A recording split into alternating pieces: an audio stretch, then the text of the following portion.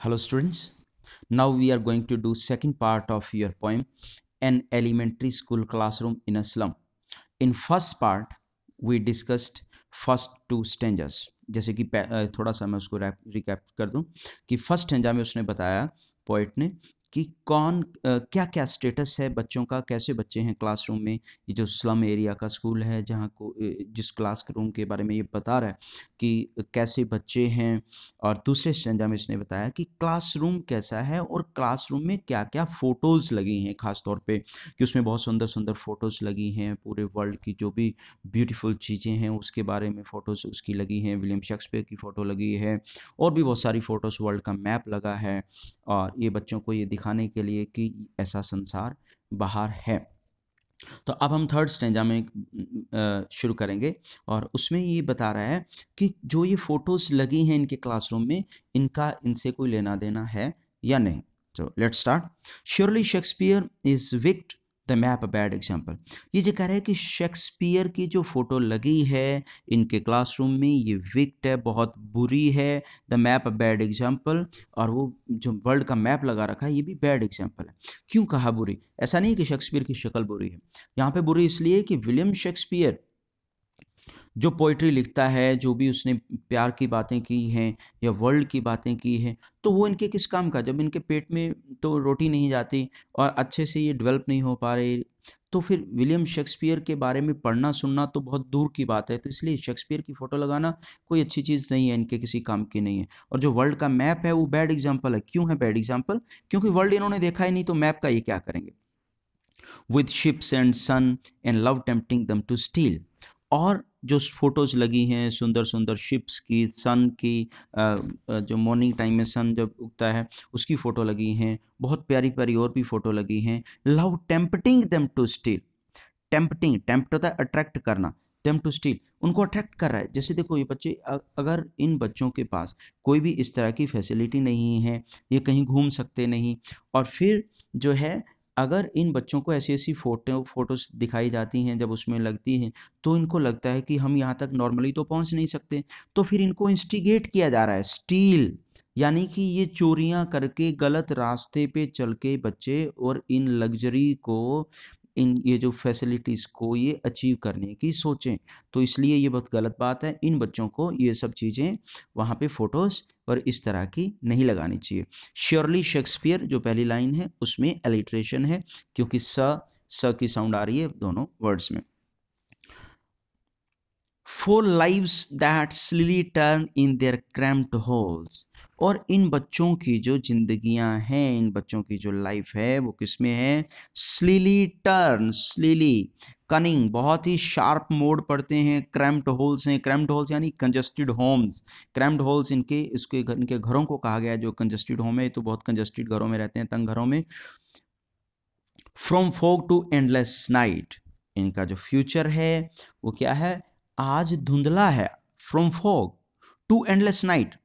और जब आज देखो स्टूडेंट लाइफ में इनको खाने पीने को इनके पास अच्छा कुछ है नहीं, एजुकेशन की कोई फैसिलिटी नहीं है, तो आगे ज़िंदगी तो एंडलेस नाइट होने वाली है ना। एंडलेस नाइट मतलब सारी ज़िंदगी दुखों से भरी रहेगी। आज धुंधली है, आज फैसिलिटी नहीं है, तो आगे पूरी लाइफ एंडलेस नाइट होएगी। तो यहाँ पे मेटाफर यूज़ किया गया एंडलेस नाइट जो है, क्योंकि एंडलेस नाइट और इवन फोग यहाँ भी मेटाफर है कि इनको कहा गया है क्या?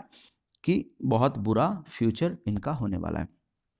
On their slag heap, the children wear skin peep through by bones of bones। कहते हैं कि on their slag heap, कचरे के ढेर वहीं पे तो रहते हैं। The children wear skins peep through by bones। और ऐसा लग रहा है इनकी स्किन इतनी पतली है, इतने कमज़ोर हैं ये बच्चे कि पीप होता है झांकना, कि उसमें से इनकी बोन्स दिखती हैं, हड्डियां भी दिखती हैं बच्चों की, इनकी चमड़ी में से आर पार। जैसे स्किन इनकी ना हो, इन्होंने पहन लिया हो पतला कपड़ा, जैसे पतले कपड़े में से शरीर दिखता है, उसी तरह से ही इनकी हड्डियां उसमें से साफ दिखती हैं, स्किन में से। स्पेक्टल्स ऑफ स्टील्स, और इन बच्चों के देखो नज़र की इशू तो किसी को भी हो सकता है, तो इनकी जब नज़र कम हो जाती है तो इनके जो चश्मे हैं, spectacles of steel with मेंडेड glass, इनके जो चश्मे हैं वो स्टील के हैं, बिल्कुल सस्ते वाले हैं। और मेंडेड ग्लास यानी कि जैसे कोई लोग जहाँ पे अपने नज़र वाले चश्मे के जो शीशे निकलवा देते हैं, ग्लास निकलवा देते हैं, तो उनको रिपेयर करके इनको लगा दिया जाता है, क्योंकि इनके पास ज़्यादा पैसे नहीं हैं। Like bottle beads on stone, और उनके जो चश्मे के शीशे हैं, जो ग्लासेस हैं, वो ऐसे हैं जैसे कि बोतल का कांच, बोतल टूट गया और उसके कांच बिखरे हों, यानी कि बहुत अच्छे ग्लासेस नहीं लगे हुए, जिससे ये अच्छे से देख भी नहीं पाते। तो यहाँ पे लाइक बॉटल्स ऑफ बिट्स में सिमिली है, क्योंकि ग्लासेस को कंपेयर किया गया है बॉटल, कांच की बोतल के टुकड़ों के साथ, तो इसलिए आपको ये भी ध्यान रखना है। All of their time and space are foggy slum, और इनका पूरा का पूरा जो दिन है वो किस में जाता है, स्पेस, इनका जो दिन भी और इनकी जो रहने की जगह वो क्या है, फोगी स्लम, बस यहीं रहते हैं अपने धुंधली झोपड़ियों में, यानी कि जहाँ फैसिलिटी नहीं है। So blot their maps with slum as big as doom, और इनकी जो झोपड़ियां हैं, इनका जो लाइफस्टाइल है वो क्या करता है, ब्लॉट देयर मैप्स, ये जो मैप्स, ये जो फिर वापस चले जाते हैं हम थोड़ा सा, जहाँ पे उसने बताया था कि बहुत सुंदर सुंदर फोटोज लगी हैं, सेकंड स्टैंजा में बहुत ब्यूटीफुल सीनरीज लगी हैं, तो कहते हैं इनका जो लाइफस्टाइल है उन सीनरीज के ऊपर धब्बा है, क्योंकि वो सीनरी तो ऐसे झूठी जिंदगी है, सच्ची जिंदगी तो ये है कि ये स्लम एरिया में रहते हैं, एज बिग एज डूम, कि इनका ऐसा इतनी बड़ा, जैसे ये चक्रव्यूह में फंस गए हैं स्लम्स के, कि जैसे बस डेथ टाइम तक ये यहीं रहेंगे। और यहाँ पे सिमिली है, क्योंकि स्लम एरिया को डेथ के साथ कंपेयर किया गया है, तो ये भी आपको ध्यान रखना है। एंड नेक्स्ट है लास्ट स्टेंजा। अब यहाँ पे लास्ट स्टेंजा में ये सजेशन देता है होना क्या चाहिए, सोसाइटी के लोगों को क्या करना चाहिए इन बच्चों के लिए।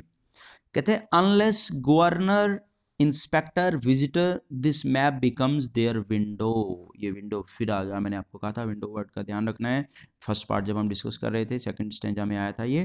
कहते हैं जब तक गवर्नर यानी ऑफिशियल्स जो लोग हैं, जो गवर्नमेंट के रिप्रेजेंटेटिव है, इंस्पेक्टर आते हैं जो इंस्पेक्शन करने के लिए, विजिटर, वो कहता है जो आम लोग विजिट करने के लिए आते हैं, कोई सर्वे करने के लिए या रिसर्च करने के लिए जो लोग भी आते हैं, this map becomes their window, ये जो सुंदर सुंदर फोटो लगी है ना, इनको देखें वो लोग, और वो देखें सच में कि बाहर का वर्ल्ड इसके साथ मैच नहीं करता, and these Windows that shut upon their lives like catacomb, और वो ये इस बात को समझें कि ये जो विंडोज यानी कि ये जो फोटोज वगैरह लगी हैं, ये इन बच्चों की लाइफ के ऊपर इस तरह से हैं, शट अपॉन, बंद कर दिया इनकी लाइफ को इन फोटोज ने, जैसे कि कब्रिस्तान में मुर्दा बंद होता है, लाइव्स लाइक कैटाकॉम, कैटाकॉम्स होता है एक अंडरग्राउंड सिमिट्री, कब्रिस्तान, कि जैसे मुर्दा बंद होता है कब्रिस्तान में, वो बाहर नहीं निकल सकता, उसी तरह से बच्चे भी इन मैप्स में और इन जो फोटोज में और स्लम एरिया में ऐसे ही उलझे हुए हैं।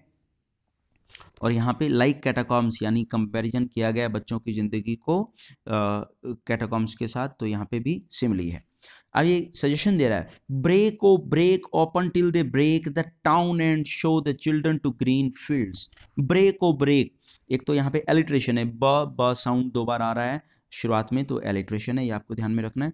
Open till they break the town, अब कहते हैं कि इनका टाउन तोड़ दो, टाउन तोड़ने का मतलब ये नहीं है कि इनके जो स्लम एरिया है उसके ऊपर आप बुलडोजर चला दो, नहीं, यानी कि इनको इस टाउन से बाहर निकालो और कहाँ ले चलो, and show the children to green fields, और इन बच्चों को हरे भरे खेतों में, to make their world run azure on gold sands, इनको हरे भरे खेतों में ले चलो, इनको सी बीच के ऊपर ले चलो, जिसकी फोटो इन्होंने देखी है वो सच में, एज्योर क्या है, स्काई ब्लू, तो स्काई ब्लू कलर का जो आसमान होगा ऊपर समुद्र के किनारे, और नीचे जो है गोल्ड कलर का जो रेतला होता है, रेतीला, सी बीच के ऊपर जो रेत होती है वहाँ पे इनको ले चलो, सच में इनको दिखाओ, जो फोटो में आपने फोटोज लगा रखी हैं इनके रूम्स में, वो फोटो नहीं, इनको असली में दिखाओ, and let their tongue run naked into books, और फिर जो है इनकी जीभ दौड़ेगी, बिल्कुल फ्रीडम के साथ जीभ दौड़ेगी किताबों में, यानी कि बिल्कुल ये फ्रीडम के साथ